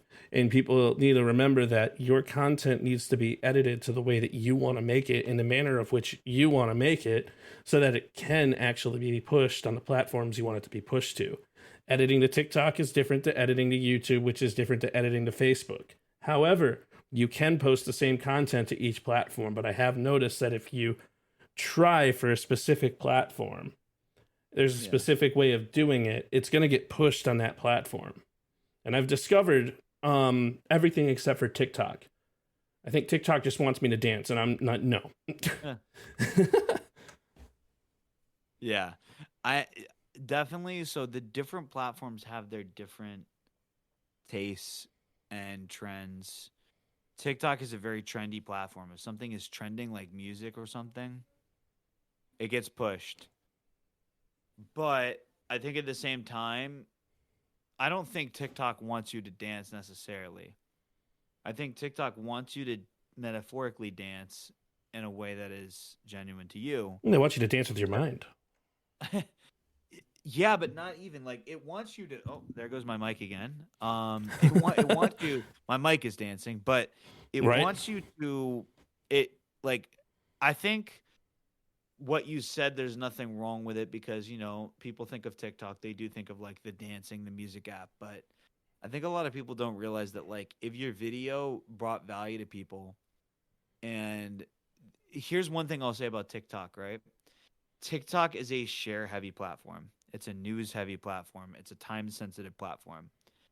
I legitimately sometimes post stuff that I would never post on YouTube on TikTok, and it succeeds. Like I've had videos that I made in 15 minutes that I threw together because I thought people would enjoy them and they're relevant, and they do well on TikTok. Like I had a video of Rebirth Island coming back and me playing Black Ops 4 Alcatraz live. And it got like 200K and it got like 200K in an hour. And why? Because it was like perfect for the platform. I had a going live pitch in it. I didn't post that at all on YouTube because it wasn't made for YouTube. But a lot of times the best types of content will do well on all three. But yes, it does definitely help to fine tune it. And that's really interesting because like and like I said, I'm still tweaking out or finding out the details. Obviously, like my content's not getting pushed as much as I want it to, but I blame myself and I blame consistency. But Mm-hmm. I'll get there because I know I have an idea of what I'm doing now. Finally, I'm figuring out Yeah, what I mean, works. yeah, you have to believe that you can be successful. I just don't give up, you know? I mean, don't give up, and that's all you can really do at the end of the day. So I want to go ahead and kind of open up the questions to some people in the stream here. And if you guys haven't yet joined the Discord, !Discord to get you there. I have a Discord section, like a little channel in there for PSP podcast questions, which you could post your question in there as well. So if anybody from chat has anything they would like to ask CPreds or I, feel free to like type it in chat, and we'll definitely try to we'll address it. We kind of want to see what you guys want to ask. And Threads, you can take it from your chat, you can take it from my chat, whichever one is there, or even if I'm not sure if people post in the Discord yet. I haven't looked. Yep. Because if I move from the Discord, then then I'm gonna take the focus off of you. I'll have to do that on my phone. Yeah, I can look for the questions. Oh no, there's a couple in there. Yeah. One of the ones that was asked was, what got you through the early days of content creation? Yeah, I mean, that's a great question, Zekro. I think what got me through was legitimately just passion. The early days of content creation, quote unquote, everybody has to go through them. You know, all of my close friends, like, they had to go through the point where they weren't sure they were going to be successful. I mean, I think the thing that people don't realize is that that never goes away. Like, content creation is not something you just succeed at and you're there. It's not like a final destination type of thing. Like, every day I'm fighting to keep posting content, to keep growing, and to continue my vision and dream. Right? And if you ever give up on it, then it might slip through the cracks. Like, a lot of the people that are in the chat right now, you know, they're some of the most passionate members of my community. Love them to death, right? But they like, think about like this: they wouldn't even know who I am, right, if I gave up on one day or I didn't post a particular piece of content. And that's crazy to think about, because I like to think that the community that we're building collectively, you know, because they're a part of building it, is something special, but it wouldn't be anything without them. So it's like, I think that's important to think about. I agree with that, because what got me through my early days of content was passion, motivation, and desire to be successful and to try something new. And I always remember that when I first started streaming and I first started making content, my goal was to be able to was to stream live and showcase my content and showcase my vibes and be a positive vibe creator. And like, granted, Call of Duty 2, Modern Warfare 2 kind of changed that in me. It made me like hate the game, but but you still find ways to have fun no matter what. And playing in Rebirth, and I cannot wait for Rebirth to be back, was one of the most fun things that I've ever had. And like, I was playing with different creators, different people. Like the day I got to play with Shady the first time was absolutely incredible. The day that I got to play with Bad Bear on there, and like Steffi, and like some of these incredible like creators that are extremely good at what they do, and not just playing with other creators, but playing with some of the people in my chat, like people coming in and saying, hey, yo, I want to play. I'm like, okay, join the Discord, because everybody wants to play at some point. You can post and say, hey, I'm hopping on Minecraft, hey, I'm hopping on Among Us, hey, I'm hopping on Party Animals, and someone will be there. That's what I love about my Discord is the community. I think the mods that are in this chat will remember this conversation. I would hope so, because I'm remembering it, and I'm on 0 hours of sleep, so they got to be remembering it. But we were talking about how it's really cool how people have created like almost like a safe space to like get to know each other. And there's some people who they literally met by like playing in my customs. That's crazy to think about. You know what I mean? Didn't imagine that. And so I think that is one of the coolest things of content creation, is that people have that sense of community. Because for me, like, as a teacher, like, you're creating a community in the classroom. So for me, it gives like a sense of purpose and identity that I think is super important, for sure. So another question that was asked is, what impact, this is from Limes, what impact do you guys hope to have in people? Well, I'll let you start with this one. Yeah, I think it's twofold. I want people to find humor and enjoyment in gaming, the first impact. And the second one is just to realize that, like, they're a part of a larger story. And I think those are the two things. And I think people are having that impact, and I hope so. But the crazy thing about it is an impact is you won't always know the impact that you've had, and it's never done. So that's the two crazy things about having impact. The impact I hope to have is very simple. If I can make one person smile every single day, then my day is successful and I've done my job. And it doesn't matter if it's through my content, through my streaming, just through having an interaction every day. My main goal in life is, as a giver and as a person and an empath, is to make somebody smile. Also, Orange, I apologize that Botrix deleted your message. I don't know what's going on with that. I'll take a look at the settings later. So my apologies there. I know you were wrongfully timed out. But my goal as a creator is to make people smile. And if you come into my chat, some people are having a bad day, some people are having a good day. My goal is to make your day better, because every interaction that you have with somebody in some way, shape, or form is a way to be able to push positivity in some way, shape, or form. And even that small interaction that you have, even from a viewer to a creator, is going to make an impact on their day. And if I can make that positively, then I've done my job. That's the way I want to impact people. Yep. Yeah. Well said. And I love that question, because like it just takes me back to my roots of like what actually made me inspired to even create content in the first place. My content is made to make people laugh. It's meant to be so freaking stupid that it's the funniest thing ever. Except for my aces, because those are awesome. Huh. Yeah, no, I make funny faces all the time in mine. I think I did. I meant aces, like S&D, but faces too. Oh, you said aces. Yeah, you're good. No, faces too, though. I think that's a sleep deprivation talking, but yeah, man, I agree, 100%. We got another question here. Smash said, "When did you decide to stream?" Kind of by accident. It was just I wanted to play in a Z League tournament for Warzone. I was more of a competitor back then. Was climbing the ranks KD wise. I started at like a 0.2 because Call of Duty was my first FPS. I didn't even know how to hold a controller when Verdansk came out. I started playing Verdansk late, like a month or two after it came out. I loved it, by the way. I sucked at it. And so I was just grinding. Like, it was kind of like a hobby. Like, fantasy football was equally as important.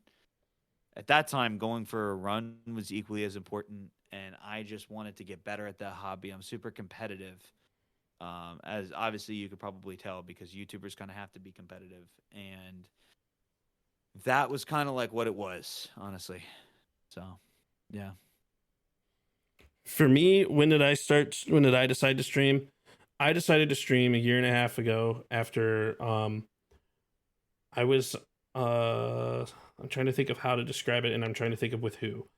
I was in a custom game, I believe, with Shady, and was talking with a teammate. It wasn't with Shady, but the team said, "You're hilarious, dude.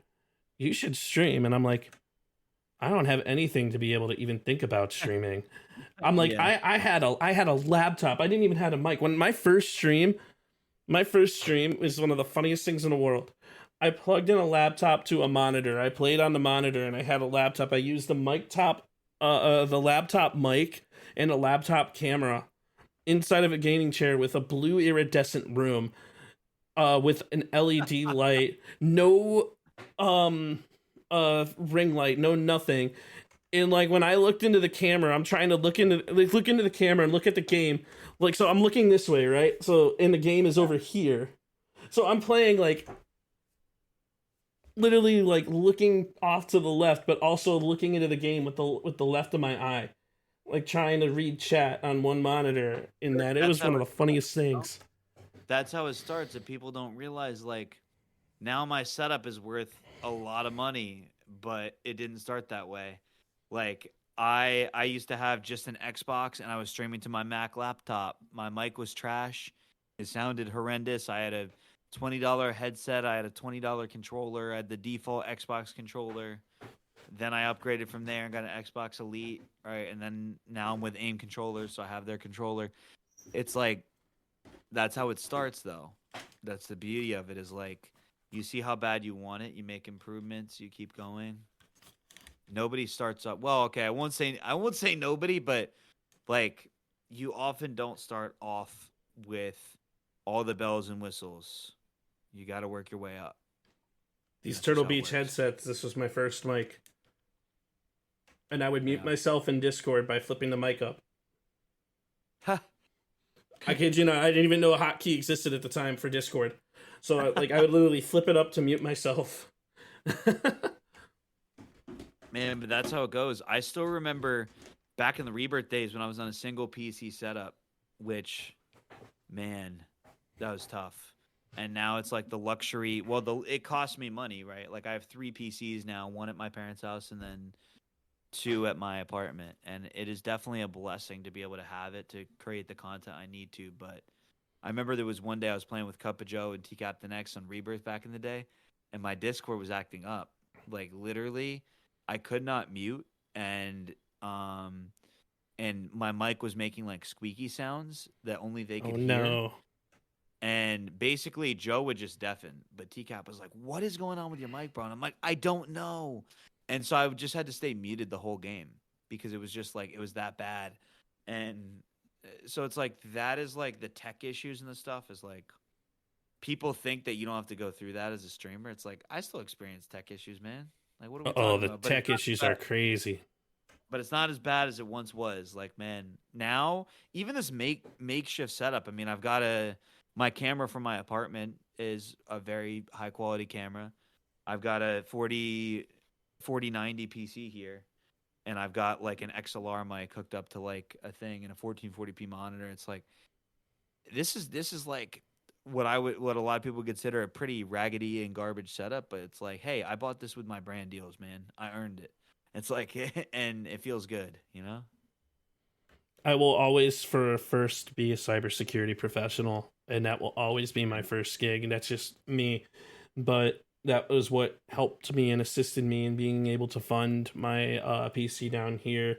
The one that is a 4060 Ti. Doesn't have as much RAM as it needs to, but that's on the wish list eventually to eventually upgrade that thing to where it doesn't need to have any additional VRAM. But but it's all a process. There's so many different tech issues that streamers don't even talk about.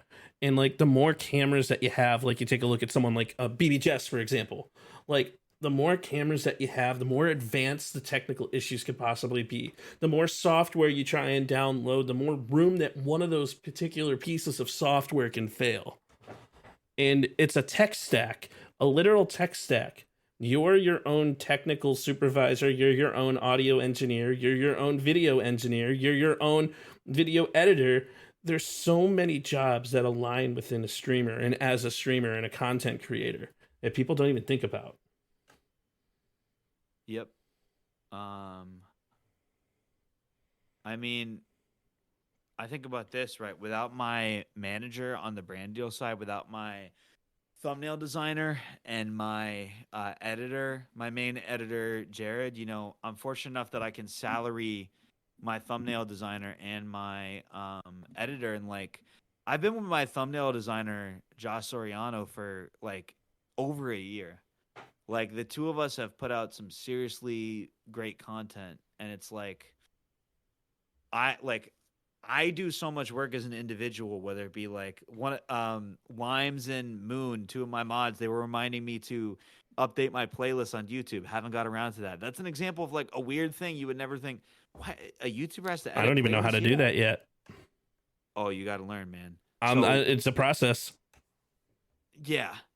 But at the end of the day, that's stuff that like that playlists aren't going to make your content necessarily better, right? It's just for people viewing it a little bit easier. And I think it's little stuff like that, or upgrading to a cam link, or doing a brand deal, or communicating with creators and collaborating. It's all stuff that like takes skill to learn.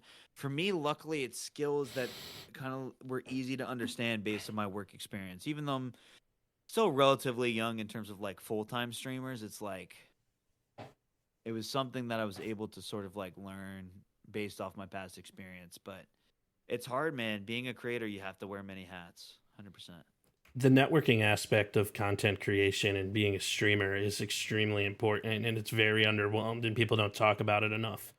Once you get out of the whole mindset of, oh my God, I'm on a stream with this person, like, oh my God, I'm on a stream talking with CPreds. No, I mean, like, once you treat them as like a human being, because we're all human beings in different ways, shapes, and forms. Like when I went to Atlanta, I went to DreamHack in Atlanta last weekend, and I will say this: there are two creators in DreamHack that I was like, oh my God, I can't believe I'm talking to these two creators right now. And I don't show things externally very well. Yeah. So I will literally sit there with a straight face, and they're like, dude, are you trying to take a shit? Like, what the hell's going on? But no, it was BB and it was Little Bears that I was like literally kind of shitting bricks wanting to talk to, or like trying to talk to them. And the reason is not because of the amount of following that they have, but it's because of the positive persona that they put off. And I don't want to hinder their persona. It's an empath in me. I don't want to be talking to someone and say something that would hinder their positive mentality in any way, shape, or form. So that's kind of where that nervousness came from. But once I got past that, they're so great. Great people. Amazing people. DreamHack was a blast. And networking, going to those conventions to revitalize your desire to stream is an extremely important thing too. Yeah, 100%. I mean, I think the thing for me is like when I started out and I started meeting people that had a huge following before I did, I didn't try to push boundaries too much. And I think that's the thing is like, you don't want to be that guy who's like, want to run some games every single day. Like, I'll give you an example of like the first creators that I really started running with that were like actually creators. Like Cuppa Joe was pretty much like one of the first that I started running with who was like a legitimate content creator. You know, like he was actually creating content and doing all that. It was him and my other buddy Grumpy Hog. We would run trios, and then T-Captain X would join us. And literally how I met Cuppa Joe was I think I rated him on Twitch. We had about the same viewership at the time. But he had a way more successful YouTube than I did. I didn't even know that, right? Like I wasn't doing it because of that. His like bio on Twitch said like teacher, right? So it's funny how we met because I literally thought he was an actual teacher. So I hit him up because I was like, "Oh, yo, he's a teacher that's gaming too. We got about the same viewership. Like, let's just see if it's a good connection type of thing." Right? And then the first game we get in, he's like, "Oh no, man, I'm not like an actual teacher. I'm like a Warzone teacher." And I was like, "Oh, okay, well, whatever." Like, that was my idea for like reaching out, but like, whatever, like, we'll run it. And so I think just reach out to somebody who you like recognize as kind of like grinding. And honestly, Joe was wildly more successful than me as a content creator at that time. Like, and a streamer too. Like, you know, I think I had like, he would easily average 20 viewers on Twitch, and like I would peak at 20. You know what I mean? Like I would average like 5 or 6. And honestly, there's some people that like came over to watch me that were watching Joe. There's people that like are mods for me and also him. So it's kind of cool to see how our communities evolve, but also our friendship. Like he's one of the, like, just like I've met you in real life, I met Joe in real life. And so like he's a good friend of mine. And it's like the same thing with TCAP now, but it's like you just meet people organically, you know, like Shady, good friend of mine in the content creation space, but you just meet people organically. Sammy, love that dude like a brother. Text him all the time. Sammy's amazing. Yeah. Rabizi, I don't message Sammy enough, but Sammy's great people. Yeah, and it's like guys like that. You just hang out with people that are like you enjoy hanging around. And I think that's the key. Is like a lot of the people that I originally was like coming up with, so to speak, they dropped off of content creation, and that's okay. It wasn't for them. They had a kid or whatever it is, right? It's not excuses as to why they didn't make it or like what they're doing, but it's like this is hard, and so it's a lot more helpful. Yeah, that's the word. It's a lot more helpful to have really hungry friends along with you because they keep you grounded. Like Sammy, sometimes he'll be like, "Bro, that is a trash hook," and I'll be like, "You're right," and I'll scrap it. Wash your hands. The only Ocho. Those are two to the other homies. MPX player. Like I could list all of them out, but it's like I do keep my circle relatively tight. Like I'm in two creator discords where there's a group of creators in there and there's only a few of us in there and it's like very tight knit. And Jay Broski, who I'm probably going to be gaming with, he's in one of those discords, and it's like that's how we met. Is we knew of each other but we met through that discord that Josh Barracks invited me to. And it's like you want to have those friends that are like tight knit. And I met another guy like L Clapton in there who's a DMZ creator, and it's like I love just meeting other creators, man, because I just love making friends. But like I am careful about who I reach out to. Like I'm acquainted with a lot of people, but like I'm not best friends with a lot of people. Like, and that's Exactly. that's a tough thing. There are people that you can reach out with, but you have to remember that even though we put on a very friendly face as content creators, not everybody is your friend. Some people may want to be your friend. There might be people that you can make that connection with, but you have to keep a level head with everybody that you talk to. And not everybody is your friend, but keeping that close, tight-knit group of people that you talk to is going to 100% help. Yeah, exactly. And to Orange's point in the chat about like got to put yourself around millionaires to be a millionaire, like that saying is valid because it's kind of like who you surround yourself with is who you end up being.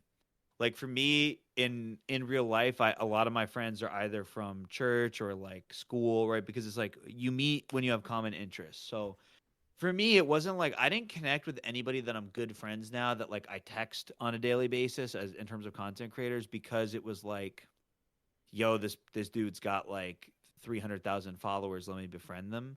Like it's cool when you become friends with somebody, but like now for me, I don't really think about it actually, because to me it's like I kind of like am there now, if that makes sense. So it's like when I first started meeting people who had followings, like I was like, whoa, like it was a little trippy and surreal. But now it's not, because it's just like once you actually know somebody and you're friends, it's like it's different. Like I don't worry about now me like playing bad with somebody. Like I used to, like this is how I used to think. It's kind of cringe or like whatever you want to call it, like, but like this is how I really felt, is if I collaborated with somebody and I played poorly, I fully expected them to like never run games again. I'll give you a funny example. Rabizi, he's one of my good friends in the space, man. The first time that we ran, I played like crap. It was terrible. I had around 20K subs at the time, so this was a long time ago. And I remember him like imploring me to stay on, even though it was like 11:30 p.m. and I was playing like crap on Fortune's Keep. But the reason that we played again is because it was just like it's more about the vibes, and like somebody just said in chat, it's more about the vibes and how you connect. Like I've had like fans of mine, and I don't like using the word fan, but like whatever, they considered themselves a fan of me. They said it, not me. And they were like, yo, how many subscribers do I need for us to run games or collaborate? And I was like, none. 0. Like it's not about that for me.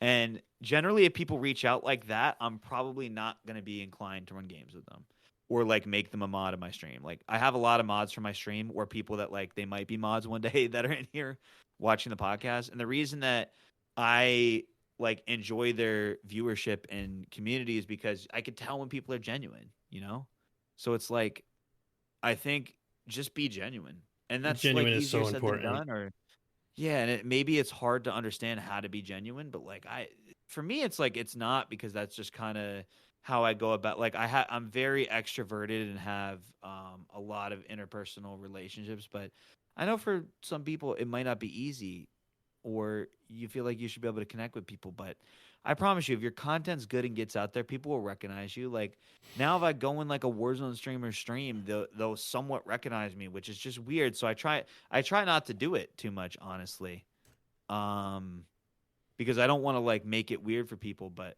it's also cool, like sometimes I'll do it just to cheer people up. Like I am subscribed to a guy who's with U.S. Army Esports, and I remember commentating a tournament for them, which was a lot of fun. And he was streaming and he had like 1, 2, 3 viewers. I went in there and just typed while I was leveling up a gun for a video at like 5 a.m. this morning, because like I said, I didn't go to sleep. Questionable decision, but anyway, that's what I was doing. And I just chatted to him just because I knew he would appreciate it a lot. And not because he had 1 or 2 viewers. I knew he would appreciate it because we follow each other on Twitter type of thing. We don't really ever talk. And like, I knew that, like, I could tell that he really enjoyed me commentating the tournament, and he like loved the fact that I typed in his chat. But I do stuff like that because I realize it's a way I can sort of like make connections and give back, and like it's enjoyable for me to do, because I know if I was in that position, I would like freak out. You know what I mean? Like I would be so happy if that happened, and so that's why I love doing it. And that's like, yeah, I love doing that stuff for sure. And and sorry to cut you off. Even No, like, you're good. what's crazy to me is like when I was on the train to my parents' house, I went into like Joe Wo's chat, and I go in his chat a lot, and like Lucky Chamoos, and I love chatting it up with them. I've never whenever seen I a can. Joe Will stream. Well, you should. But he and Lucky were like some of the first streamers that I ever watched. So to me, now to go into their chat and get recognized by other people watching is crazy to me. And of course, like, there's a sense of like, I share this because I think for a lot of creators, like maybe there's a sense of validation, or like you peaked when something like that happens. And for me, like, it is just so cool that like I had 0 followers, used to watch them play Warzone, and now it's like the fact that I know them on somewhat of a level is like so cool to me, because I just like creating relationships with people, and it's like that, like that's interesting to me. So go about it from that approach, because people can feel out when it's not genuine, when you're just there to like gain subscribers off people. The peak mentality, though, has to stop as a creator, and it's very important to keep in mind. Yeah. You're never peaking. The peak, you're creating your peak. It's the never-ending story philosophy that you have to keep in mind. But going back to the like playing with other creators, I want to talk about playing with another creator too early. Specifically, when I set up the stream with you, Sammy, Shady, or you, Sammy, and Shady. So you probably remember that stream, right? So Warzone 2, things were fine. I think I do, yeah. That was the... I wanted to set something up because I wanted to do something that was really fun. Number one, you guys are 1,500 times better than I was. So me playing in my typical like 0.85 KD lobbies, going into your guys like combined KD lobbies, and I'm like, what? Then the mic kept disconnecting and my controller kept disconnecting to the point where I made a video where my controller kept disconnecting and my mic kept disconnecting. And that's a sign of me trying to play and reach out and play with somebody too early, and trying to get in touch with a content creator before I was ready to. I recognize that now. You learn from your mistakes, but you want to make sure that you establish yourself. And I don't mean establish yourself as in get yourself a following. Establish your confidence level, as in your personal confidence level, before you reach out to another creator. Like, there's a reason why I specifically chose now to reach out to you, because now you've seen it from then until now. My confidence is completely changed. Yeah. It's a different level, but establishing yourself. Yeah.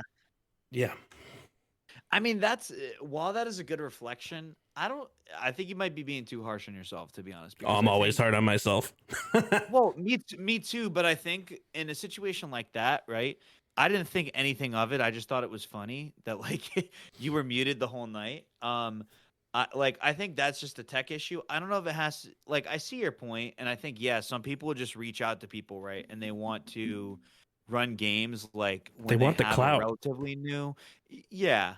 Well, we'll call it what it is. I mean, but I think a lot of people they reach out, right, and they want to play games almost too early into the relationship with people, and they think that that is the relationship. And it's funny because I like there was a point when I was still pretty new to streaming that I had people asking me how I was able to run games with certain people, and I'm like, what do you mean by that?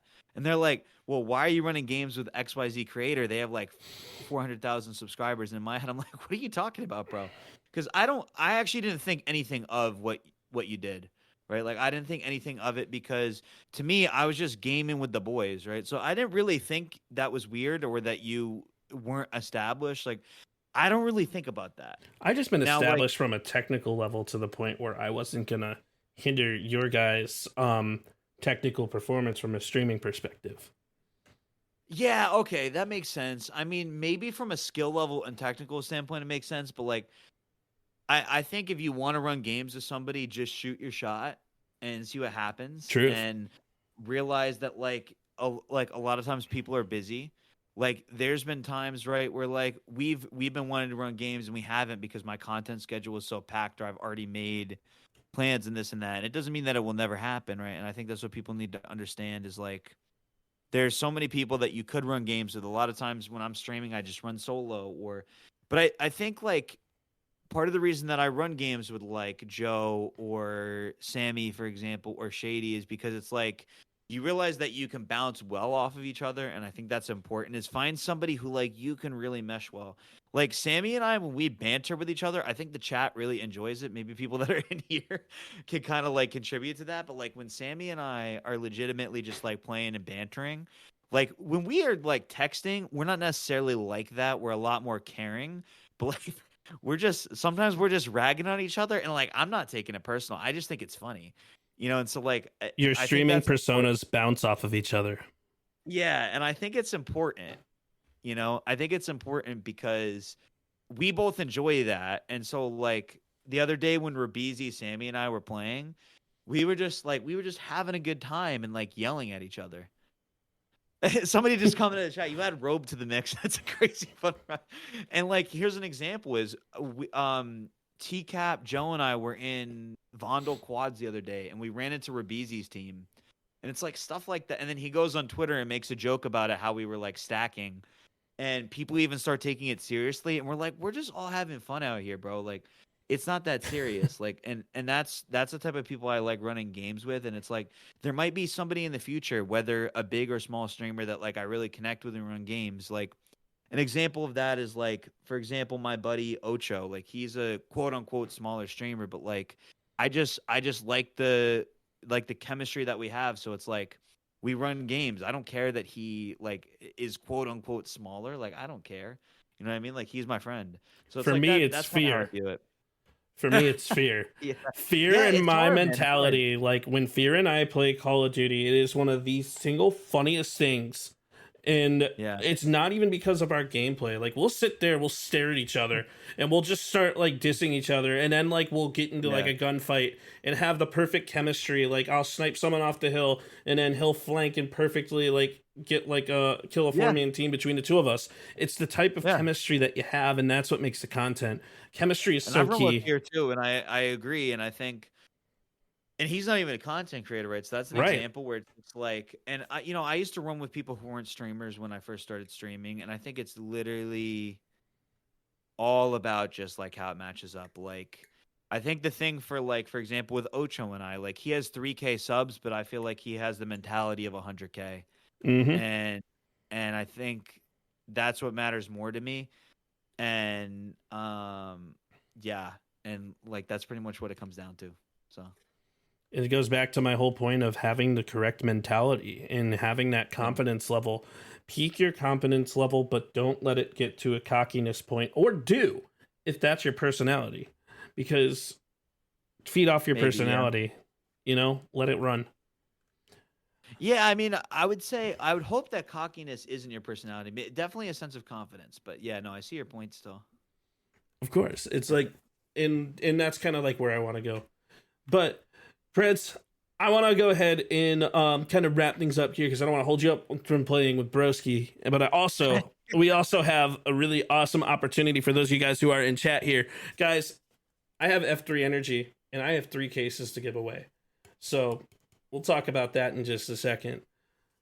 But I do want to give Preds, like, shout out to CPreds here, man. I really appreciate him taking the time and coming on the PSP podcast. I would beg to say this is amazing. This was a lot of fun. And definitely, man, we'll have to run some games soon. Absolutely, bro. Appreciate you having me on, man. Of course. I'm going to go ahead and we're going to get set up here and I'm going to try to raffle these things off. But, man, appreciate you. Love your face, man. We'll definitely chat soon. Sounds good, brother. Be well. Appreciate you.